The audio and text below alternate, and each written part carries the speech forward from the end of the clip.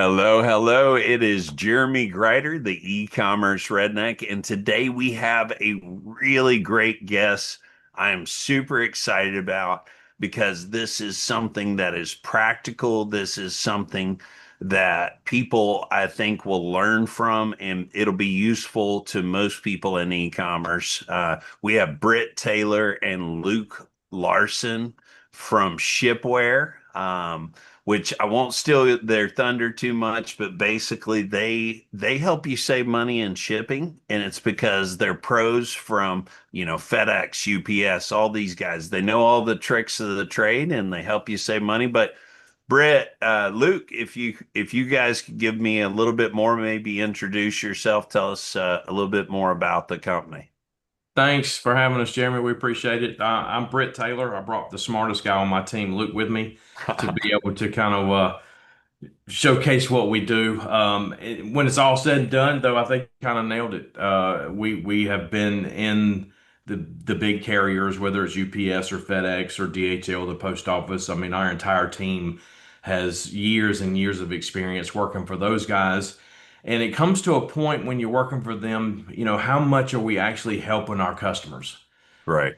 And it's not much help going on. So we came to this side of the house so that we could truly help those customers save money on the shipping. There's so much verbiage in the contracts that kind of eliminate or takes away the power from the shippers and eats into their margins. And with just this year alone, Luke will attest. I mean, I think we've seen over a dozen price increases from the Hmm. big carriers in just the first 6, 7 months of the year. So anytime you negotiate a contract, they typically want to start eating into those margins, and they do it by doing those increases all the time. And we try to help our customers eliminate those problems. And I'll let Luke kind of elaborate a little bit more on how we do that. Yeah, Yeah, Luke. absolutely. Yeah, Jeremy, we appreciate you having us on. And as Britt mentioned, one of the big challenges with shippers is it's hard to know, do you have a good contract? If you go to your rep, whether that's FedEx or UPS, they're always going to tell you they've got you the best rates and they've got you the best contract. But you never truly know until you benchmark that against folks that have a similar shipping profile, similar volume, similar industries.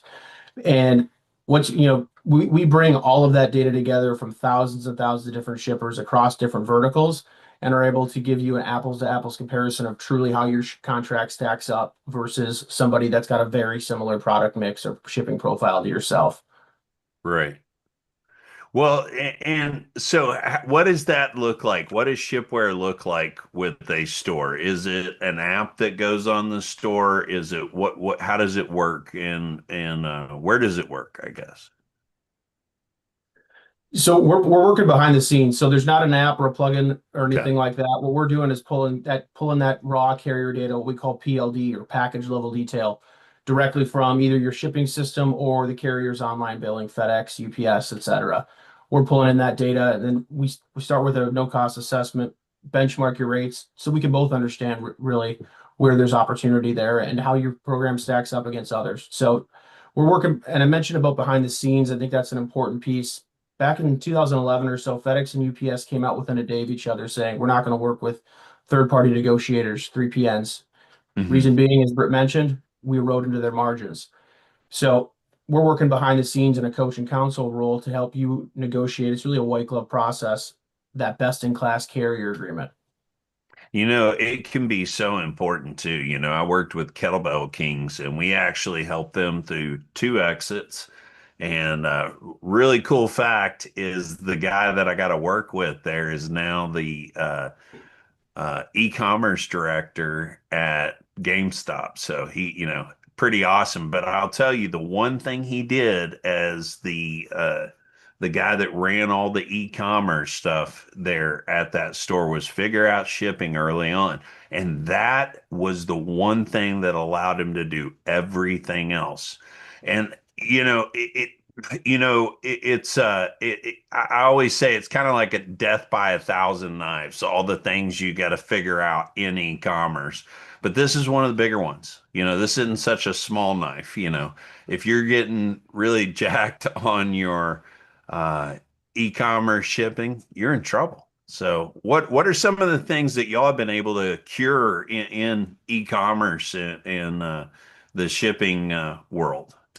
What are some of your Yeah, stories? one of the really good things, Jeremy, about what we do is we don't want to change your operations at all.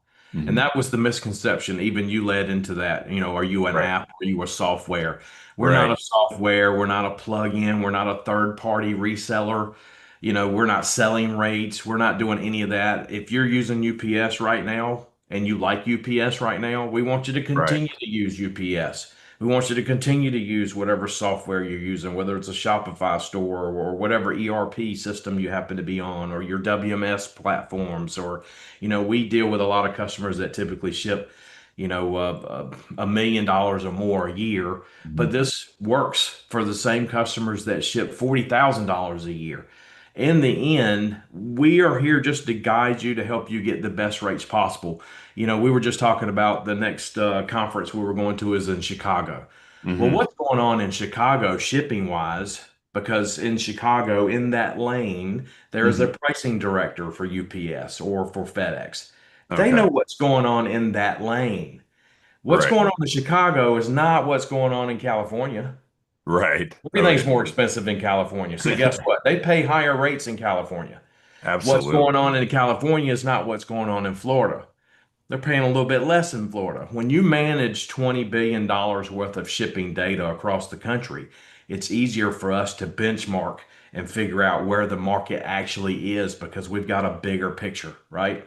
It's not just you on the golf course with your buddies talking about, hey, how much you paying for a 10-pound package? Well, we're paying $11. Right. Really? I'm paying 14. Well, the guy in Florida's paying 6. You'll never know that talking with your buddies on the golf course. And Right. that's Right. why bringing in us, we come in and we negotiate on your behalf, help you save that money. And just like you were talking about, or even when Luke talked about package level detail, Hmm. heavier packages cost more. All the extra fees they add to it. It's not just a transportation fee. If you deliver it to a residential address, now you've got a residential fee. If you Right. deliver it into the heart of Chicago to a residence, well, now you got the package fee, the residential fee, and now you have what's called an urban delivery fee. If it's outside of Chicago, out in out in the country somewhere, well, now you've got a transportation fee, you've got a residential fee, and now you've got a remote area surcharge fee. All these fees add up Like because every time taxes, that man. truck goes, It's it so is. Every time that complex. truck leaves the building and goes out there, guess what? Now you've got a fuel fee. Yeah. Wow. We tackle all of those fees to get you the best rates possible. You should be getting 50% off of that, or 75% off of this, or maybe no fuel at all, or maybe no residential, surcharges based on what your spend is, what your package looks like, and where it's going. And then, of course, there's zones, how far it's going. Is it all right here in your backyard, or are we shipping it all the way across the country? Are we shipping it internationally? Everything has a fee. And the big Right. carriers like to continuously add those fees throughout the year to eat into the margin. So if you negotiated let's say we got 10% off, from last year. We negotiated hard. We sat down with the rep and they came in and said, look, we're going to give you an extra 10%. Well, it might not be 10% where we need it. If I don't Right. ship anything next day air, 10% off there doesn't help me at all, does it? So you're No. only as good as the last contract, and that's what we try to do. We see a bigger picture and we negotiate hard on your behalf. And then how we get paid, and I'll let Luke kind of go through that. He's a little better at it. Is we just take a little piece of the puzzle, just a little piece of the pie for the work that we put in to get you where you need to be. And I'll let Luke explain a little bit a little more about that. And do keep in mind, and I hate to rush, but at 12:30.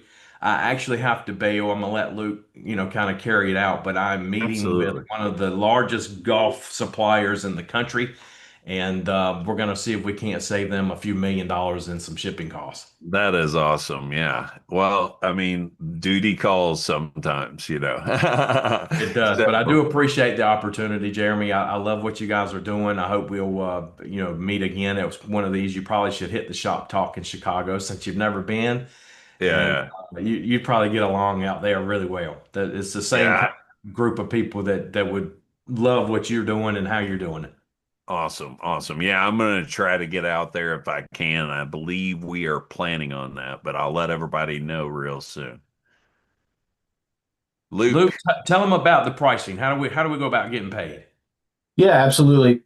Nice thing about our model is most of our clients engage us on a contingency based, what we call a gain share model. We're only taking a percentage of that delta. You're keeping the lion's share of that of what we saved you on the actual shipping costs.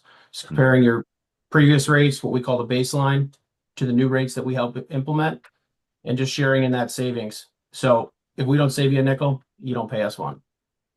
That's pretty good pricing. I like that. And what is your ideal customer kind of start at? You said, I believe, over 1 million in shipping, but what do you generally work with, or are there any things that outside of what you've told us already that you really specialize in or good at?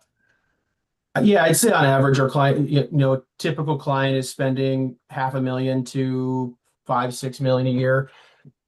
That being said, we've got clients that are shipping significantly less than that. We've got clients that are, approaching the 9-figure mark on their annual parcel spend. So there's different solutions, and I think more importantly, different ways to go about the negotiations as far as what to ask for, and just as important, what not to ask for in a negotiation or what not to share with your rep. Here's one thing that's important, I think, is that most folks have the misconception that you're negotiating with your carrier rep. More often than not, that's not the case. You're negotiating through your carrier rep to the pricing department or the revenue management folks at FedEx, at UPS.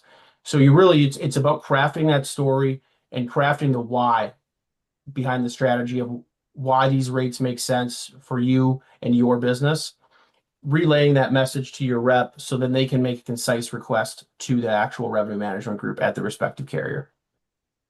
Awesome. And then now, Jeremy, let's talk about the audit. Here's the Oh, cool okay. part. This is the really Yeah. cool part. Every single shipper, doesn't matter how small or how big you are, every single one of them is going to ship a package out, and that package is not going to make it to where it's supposed to go. Right. That package is going to get damaged in the building somewhere. That Yeah. package is going to get thrown into trash because the driver decided he didn't want to make a few extra stops that day and he dropped them off in the dumpster. Believe me, I've Just seen that don't put any bad juju on my happen. guitars when I ship them. Okay. That package is gonna just somehow show up missing somewhere. Right.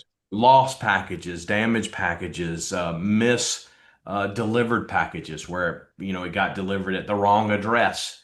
All of those things that happen. Let's say a next day air package, but it didn't actually get delivered next day.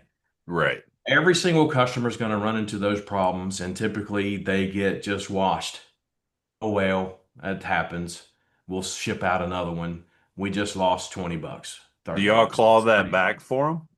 We do all the audits. So Oh every yeah. week when you get a bill, we automate the process. So when you get your bills in, our system can go through and identify any lost, damage, missing, anything like that, any service failures, and we'll process those for you on your behalf. If you don't do that, then you've got to email your rep or call your rep, hope they do the job, hope they send it in, hope they get the credits back so that you see it on your next bill.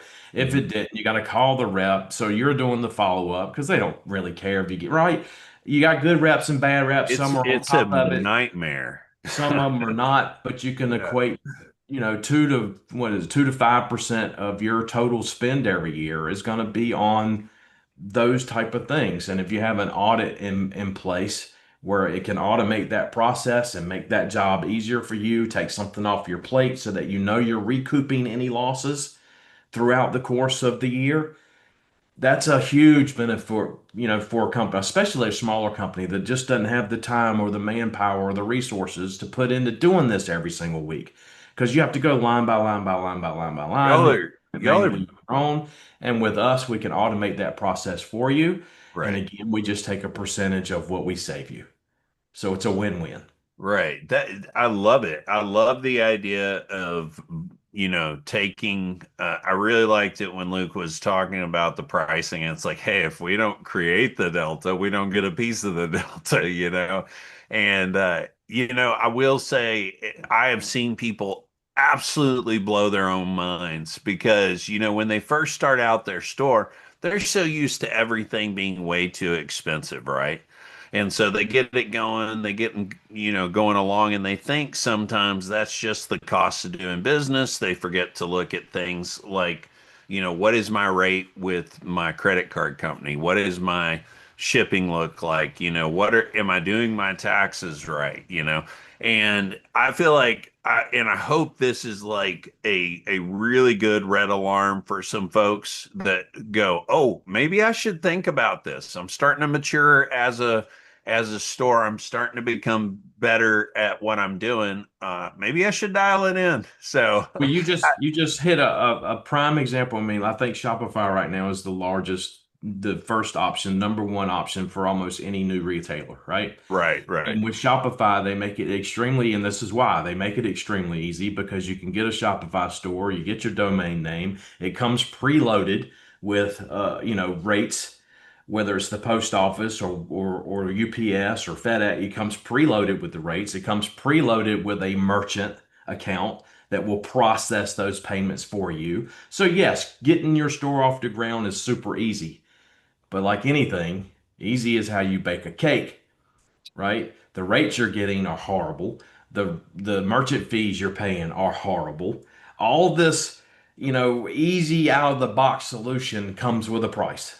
So you're right. As you are starting to grow, those are the first things you really should start to look at is the shipping rate. Is this really the best shipping rate? right, Are these the best merchant fees? And of course, anytime you change that, they want to charge you because they know you're eating them down to Shopify's margins. So right, they'll right, charge you to change from their preloaded shipping rate right, to your own UPS account or your own FedEx account or post office account. It's not much, but they still want to right, charge you, right? right. Because they're eating into their margins now. If you change your merchant out of Shopify, you're eating into their margins now, and they want to charge you for that too. Yeah, So, they but do for tax all you those pretty things, heavily. but you nailed it with that because it's super simple to get started on a lot of these things, but in the end, it's not the best pricing. Right. And as you get bigger, absolutely, you got to start looking at it. Well, it's just one of those things that if you really fine tune that over the years, you'll get back millions. As you grow. And you can put that back into marketing. You can put that back into your company, and your SEO and other things that you need to be doing to continue to grow in that That's growth it. pattern. I love it.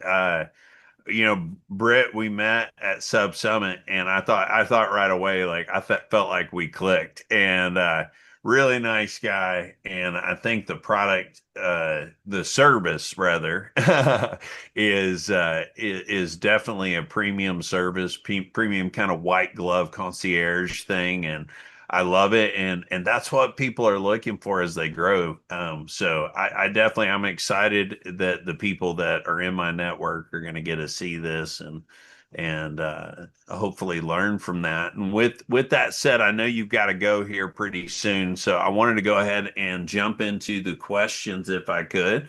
Maybe we can get a few before you leave, and then when Luke's here, he can answer the rest, and if not, answer them to begin with. So, but Happy to do so. yeah, go. So, is anybody in the house got any kind of questions? That put your hand up, and we'll go ahead and spotlight you. Anybody up for a question right now? Usually Tipton has something to say, Jeffrey Tipton, but I'm It's so surprised. funny, Well, guys. I'm Do you have actually a shouting over at Lisa to ask you a question. Okay, okay. Well, The funny spotlight thing, him. Jeremy, is we sit around, Luke and I and the rest of my team, we sit around sometimes and we wonder why all these shippers are just not beating the doors down to get to somebody like us to help them save that money. Right, Because, again, one of the best parts of what we do in the white glove service of how we handle things is that we're really pulling the curtains back so that when we're going through this process, you're learning the process how we see it. So, in A a huge knowledge 2 year transfer. Think of it term, as a master class in shipping. yes. So Very you're cool. learning so much so that when we're out of the picture, I mean, you can carry this thing on because you know what to look for Right. now. Education's expensive, but it Right. doesn't have to be. You can save money with the education. This is one of the coolest ones is that, you don't actually have to pay us. I mean, the savings is paying us.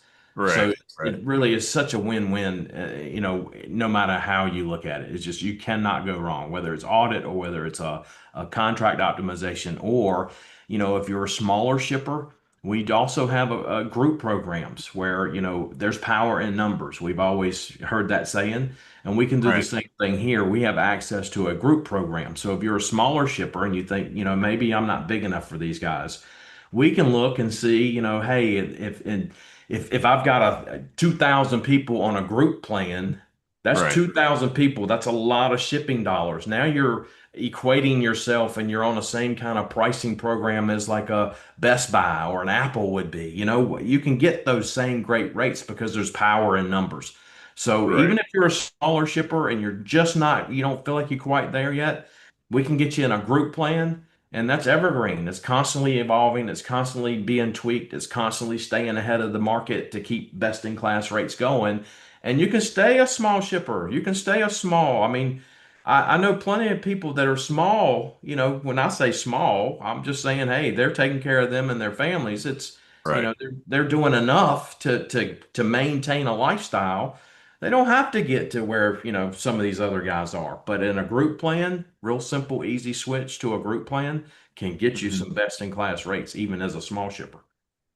Oh, awesome, Brett. I wanted to let Jeffrey here ask his question. Him and his wife were both asking a question, I think, and they're both in here. Go ahead, Go for it. Jeffrey. Yeah, hi.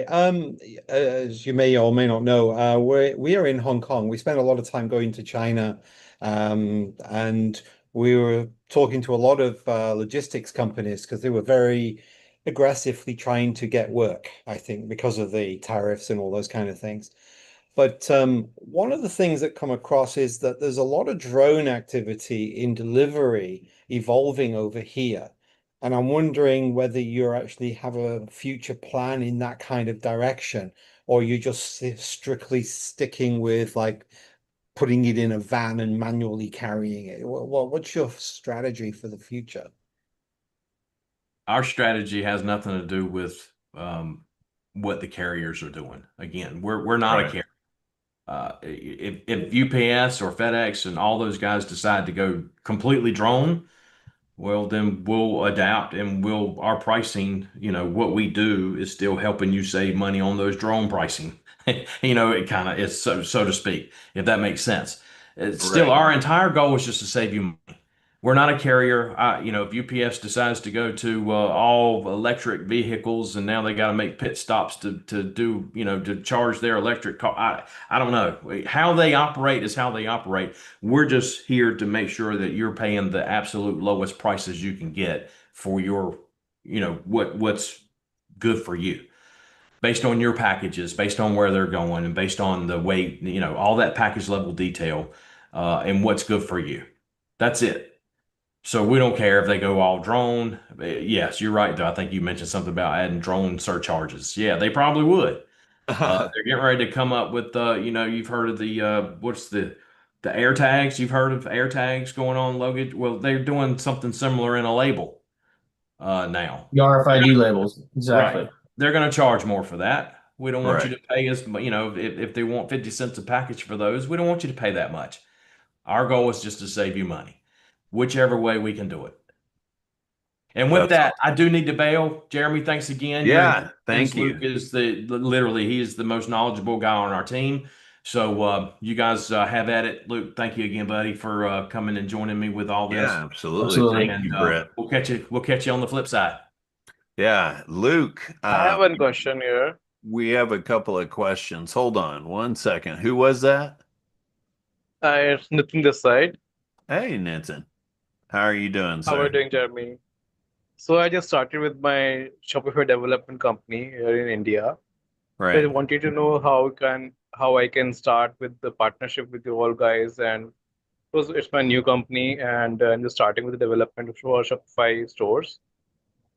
Basically, my idea is to how we can increase the customer retainership and customer lifetime value. How can we can achieve that, and how we can improve the customer lifetime value. So yeah, that's So are my you question. talking about partnering with Shipware and how you can possibly utilize their services with your customers to help Yeah, grow? on the commission basis that I can give you some commission and you can also benefit with that. So Uh, that's the thing. that's probably a good question to answer. We do have a couple of people in here that are from the agency world, and so do y'all have any kind of partnerships that you do with agencies and such? We do, yeah. As far as we've got a very mature partner network as far as folks that are going to be complementary to our business. We work with a lot of e-commerce retailers, that sort of thing, of course. So if there's an overlap where we can bring in a partner to deliver value on areas that we don't focus on, the marketing, that side of thing, or the other Shopify apps and vice versa. We're definitely open to those conversations. And also, do y'all have any kind of like partnership program or anything like that that y'all do or? We do, yeah, yes, of Okay. course, yeah, definitely. We've got a very mature partner program and lead referral back and forth and whatnot. So Awesome.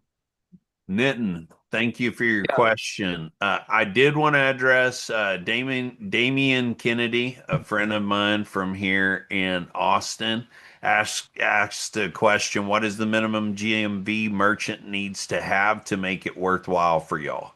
What is the lowest end to start on? Mind you, this guy is working for Irish Titan, which is a badass agency, and they deal with a lot of really incredible clientele. So, yeah, great question, Damian. So I'd say we talk a little less in GMV and more in shipping spend.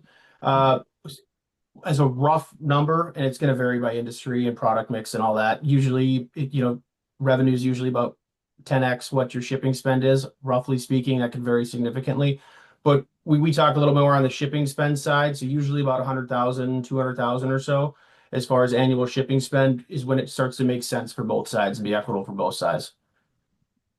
excellent, excellent. Anybody else? It looks like Kathy, did you want to get on screen or just answer the question? No, I know a lot of folks who have small stores, and so is this something that Britt talked about, a group plan or something like that? So how would a small retailer who's maybe just got a hustle on the side selling yarn, for example, but there's a ton of those guys, right? So how would those folks engage with you, or is that something that that'd be worthwhile looking at for them? Yeah, it all comes down to what your shipping profile looks like, and it's a great question, Kathy. If you're shipping everything that's under a pound, the post office is probably going to be your best bet for that versus a more of a direct contract with UPS or FedEx. When you start getting what I usually say as a rough number is once if you get packages that are shipping longer zones, so more than 200-300 miles from the origin from wherever your warehouse is and over 4, 5, 6 pounds, that's when those platform rates or the UPS has what's called the DAP program or digital access program. It's the rates on Shopify, ShipStation, all of those different shipping platforms. Post office has got the same rates and they're very similar across all those platforms as well. If you've got to start to get heavier packages, go into longer zones, then I think that's when those group plans start to make more sense. If you're shipping really short zone, really lightweight, especially under a pound, the post office is probably your best bet on that. I say all that. We start with a no cost assessment. So whether it's yourself or somebody else you think might be a fit, send them our way. We'll take a look at their data, run a no cost assessment, and then let them know if there's some opportunities for cost reduction there. And if it doesn't make sense from our side, at the very least, point them in the right direction if there's a better solution out there for them for where they're at today. Great, thank you. Excellent. Absolutely. Did we have any other questions on the call? Anybody else have questions? Fantastic. I am super excited about this episode.